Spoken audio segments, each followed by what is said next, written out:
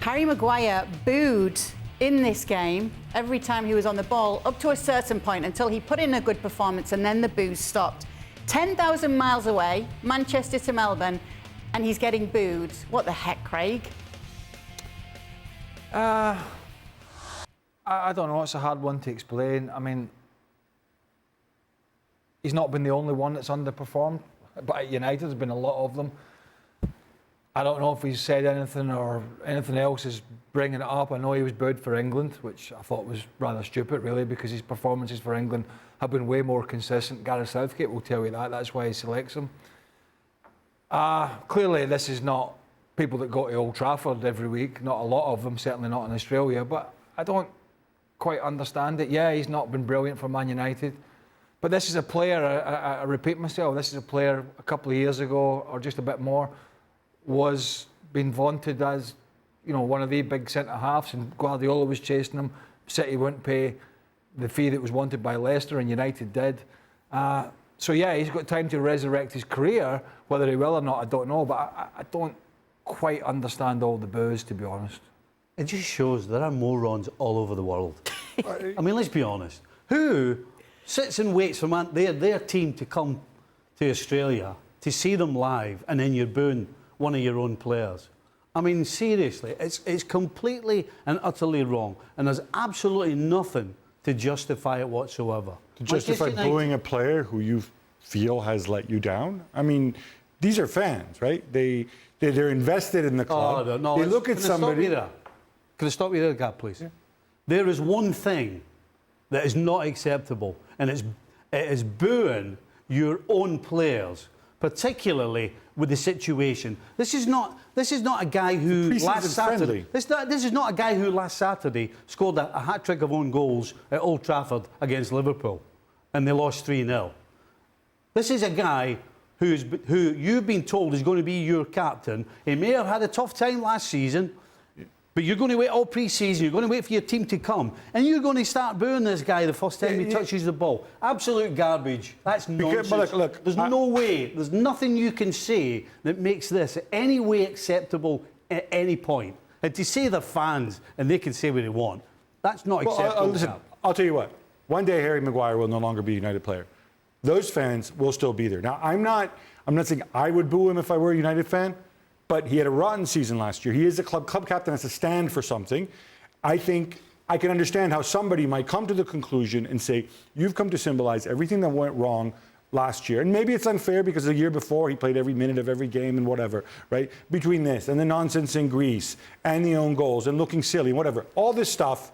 So I'm going to vent my frustration on you. This is just something you have to accept. This is something that, you know, it's not like when you're a fan, it's not like you've joined a cult, right? You're invested in the club, and you will still be there when that player and his millions have all left. And I can see how fans feel this way, and I think fans are entitled to boo their own players. I don't think you're breaking some... No, I think they're entitled to boo their own players, but what if Harry... Look, how many times you booed Chelsea players?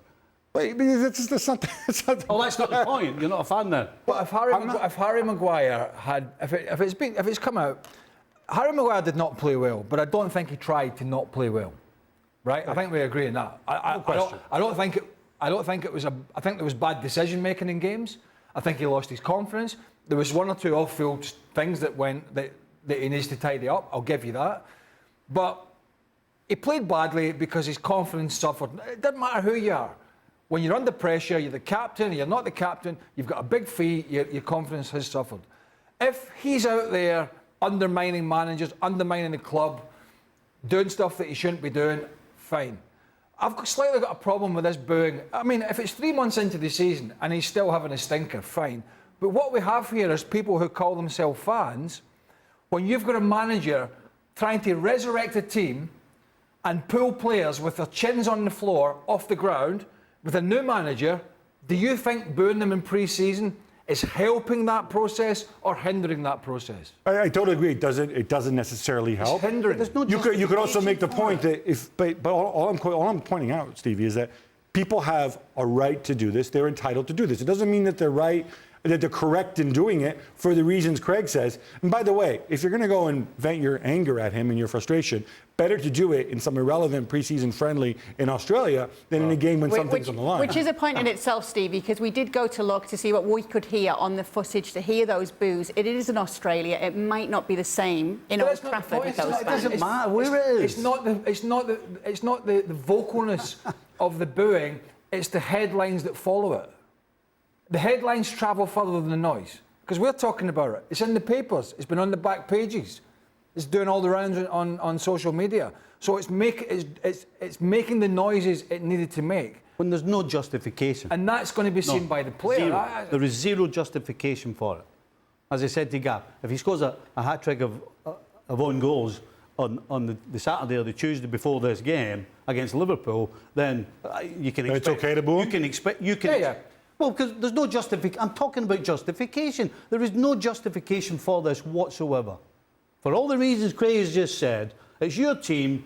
Oh, we've been garbage since Fergie left. Now they're trying to build a club. They're trying to do this. Well, I agree with you. It's not helpful. But you've got a bunch of morons who go and boo the captain for no justification. I mean, it's wrong. I get it. Fans will turn up, and you always get an element. But this is a bunch of people down in Australia. Pretty much. I mean, I'm not trying to generalise here, but I just have. I mean, there's not 5,000 United fans have travelled down, I wouldn't imagine. So it's a bunch of locals, United fans, yes, who've watched and listened and maybe been to the odd game and saw the headlines and saw him being booed and listened to him being booed for England and have read about it and thought, do you know what? We'll just get on the bandwagon, which is fair enough. Which is fair enough. That's your choice. You want to do that. I think it's counterintuitive. Particularly when the new manager comes in and he's trying to get the best. And by the way, we could also be looking at booing the £100 million player in Jadon Sancho. We could always be looking at booing a Marcus Rashford, who's got so many outside interest that at the moment that his head seems completely turned. And Anthony Martial, who was sent to Sevilla and they couldn't wait to send him back. The list is endless. Yes, he was captain, but come on. At least get behind your team at the start of the season with your new coach, who, by the way, might see Harry Maguire in a slightly different light to the previous two coaches, who, by the way, should never have been at the club in the first place. Ole Gunnar Solskjaer and that German guy who was hopeless. Well, thank you very much for watching ESPN on YouTube. For more sports highlights and analysis, be sure to download the ESPN app. And for live streaming, premium content, and let's not forget as well, ESPN FC 7 days a week. Subscribe to ESPN Plus.